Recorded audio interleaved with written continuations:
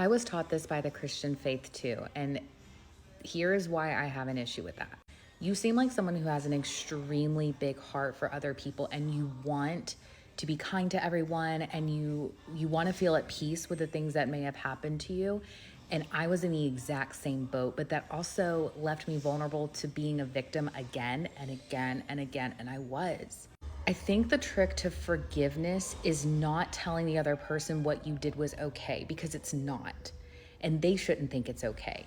I think the trick to forgiveness within your own heart is to understand that either they were doing the best that they could at the time, or they just did not care at the time, and understanding maybe where they were coming from or where they were at emotionally or mentally when those negative things were happening. It just helps you see it from a different perspective, and maybe you will be able to, and me as well, can love them a little more, because there's an understanding there that, like, they're human, they're going to mess up. And it's not saying that what they did was okay. And again, the trust has been broken.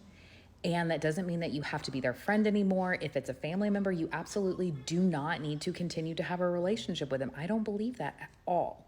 I think that the mindset of forgiving, especially family, and when we use the term forgive, I think forget and move on is kind of thrown in there, instead of just saying, I forgive you because I understand where you're coming from, but I no longer trust you, and here's my boundary. And setting boundaries with people, very difficult, especially if you didn't grow up doing that.